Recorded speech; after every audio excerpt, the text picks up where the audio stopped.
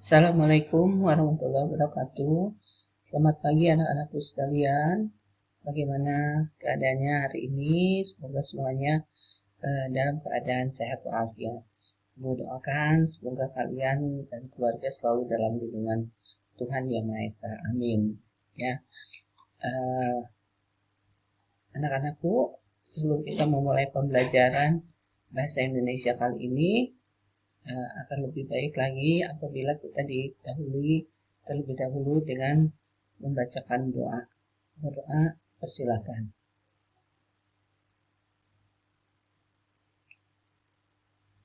Doa selesai.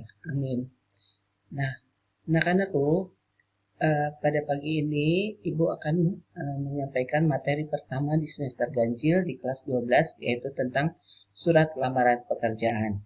Sebelumnya Ibu juga sudah memberikan peta konsep bahwa untuk pembelajaran di semester ganjil ini ada 2 tema yang harus kita selesaikan, yaitu tentang surat lamaran pekerjaan dan teks cerita sejarah. Ya, nah untuk materi surat lamaran pekerjaan, silakan kalian perhatikan dan cermati materi yang Ibu sampaikan berdasarkan slide berikut. Ya, nah kalian tahu bahwa setiap manusia itu melakukan aktivitas untuk memenuhi kebutuhannya. Salah satu contohnya untuk mendapatkan keseluruhan keinginannya itu kita harus mencari pekerjaan. Ya, nah dalam mencari pekerjaan salah satunya kita memerlukan dokumen yang disebut yaitu surat lamaran pekerjaan. Ya, jadi kalian tahu apa yang dimaksud dengan apa kebutuhan-kebutuhan itu bisa sekarang itu kalian dapatkan dengan secara mandiri, kalian punya usaha sendiri, kalian berwira swasta sendiri, bisa juga kalian mencari instansi-instansi atau posisi-posisi yang kalian inginkan sesuai dengan skill kalian berdasarkan sekolah yang kalian sudah selesaikan, ya. Nah, jadi apapun pekerjaan yang kalian inginkan itu bisa kalian capai, kalian raih sesuai dengan yang kalian inginkan, ya. Nah, jadi salah satunya yang disebut dengan surat lamaran pekerjaan yaitu apa? Surat permohonan yang dibuat seseorang atau pelamar kerja yang sedang membuka pekerjaan di suatu perusahaan, ya. Fungsinya apa surat lamaran pekerja ini? Salah satunya yaitu surat sebagai tanda bukti tertulis pengajuan surat permohonan pekerjaan. Bisa juga sebagai media atau sebagai alat komunikasi, dan yang terakhir yaitu sebagai pertimbangan, ya. Dari surat lamaran pekerjaan itu sebuah perusahaan atau sebuah instansi akan mempertimbangkan apakah yang kalian ajukan, yang kalian buat surat lamarannya itu kalian bisa diterima di perusahaan tersebut ataukah tidak, ya. Nah, lalu lanjut, sebelum kalian mengetahui bagaimana penyusunan surat lamaran pekerjaan itu, maka kalian harus mengetahui terlebih dahulu unsur-unsur dalam surat lamaran pekerjaannya. Jadi unsur-unsur surat lamaran pekerjaan kita bagi menjadi 3. Ada yang disebut dengan data fisik surat, data isi surat, dan data penanggung jawab surat.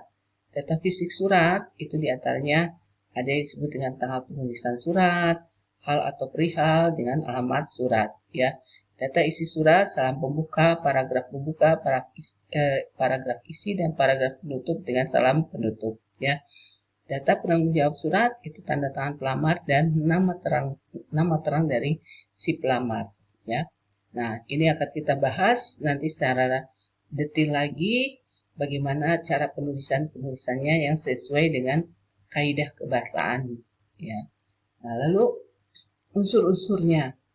Unsur-unsur dalam surat lamaran pekerjaan, unsur kebahasaannya itu yang harus kalian perhatikan yaitu kata yang digunakan itu harus singkat, ya, sopan dan mudah dipahami. Yang kedua, kalimat dalam surat lamaran pekerjaan itu tidak boleh terlalu merendahkan diri pelamar, ya. pelamar harus menggunakan tanda baca dan sesuai dengan PUEBI, Pedoman Umum Ejaan Bahasa Indonesia, dan usahakan itu diketik yang rapi, ya. Nah, sampai di sini, Nak. Apakah masih bingung ataukah kurang jelas? Silakan, Ibu akan menjelaskan ke slide sebelumnya sebelum melanjutkan kepada slide berikutnya, ya. Oke. Kalau tidak ada pertanyaan, Ibu akan lanjutkan mengenai biodata diri, ya, data pendukung dalam surat lamaran pekerjaan. Jadi dalam data pendukungnya itu ada yang berupa biodata diri dan ada juga dokumen administrasi, ya. Jadi diantaranya kalau biodata diri itu nama lengkap, tempat tanggal lahir, pendidikan terakhir, alamat, ya.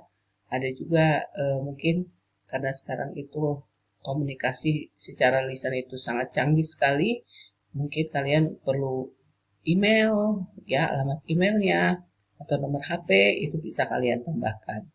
Dokumen administrasi, yaitu yang dimaksud dengan dokumen administrasi yaitu apa? Lampiran-lampiran atau data-data yang dibutuhkan untuk menambah kejelasan dari status kalian dalam hal lamaran pekerjaan tersebut. Misalnya fotokopi ijazah, KTP, daftar riwayat hidup, surat keterangan sehat, ya, SKCK ataupun sertifikat dan surat pengalaman kerjanya, ya. Itu diantaranya yang disebut data pendukung dalam surat lamaran pekerjaan, ya. Nah, dari sisi pembuatannya, surat lamaran pekerjaan itu kita bagi menjadi dua. Ada surat lamaran pekerjaan yang digabungkan dengan CV atau daftar riwayat hidup, bisa juga surat lamaran yang dipisahkan dari kurikulum vitae atau CV atau daftar riwayat hidup. Sehingga daftar riwayat itu hanya sebagai lampirannya, ya. Dan lalu bagaimana sumber informasi pada saat kalian membuat surat lamaran pekerjaan itu, ya. Jadi si pembuat surat lamaran pekerjaan itu bisa saja mendapatkan sumber informasinya itu dari iklan, media cetak, bisa juga berdasarkan informasi dari media audio atau radio, bisa juga mendapatkan informasi dari orang lain, atau bisa juga dia membuat berdasarkan inisiatif sendiri, ya. Nah, ini sumber informasi dalam membuat surat lamaran pekerjaan, ya. Nah, ini ada contoh-contohnya, ya. Silakan kalian pelajari. Lalu ini contoh surat lamaran pekerjaan, ya. Nah,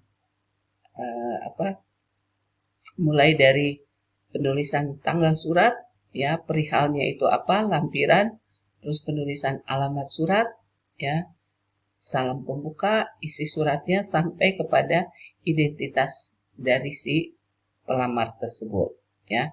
Nah, itu saja mungkin yang perlu Ibu sampaikan mengenai materi awal, ya, pembelajaran kita kali ini, yaitu mengenai surat lamaran pekerjaan.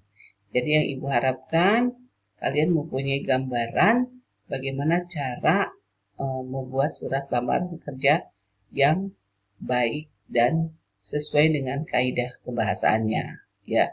Nah, itu saja Ibu akhiri. Wassalamualaikum warahmatullahi wabarakatuh.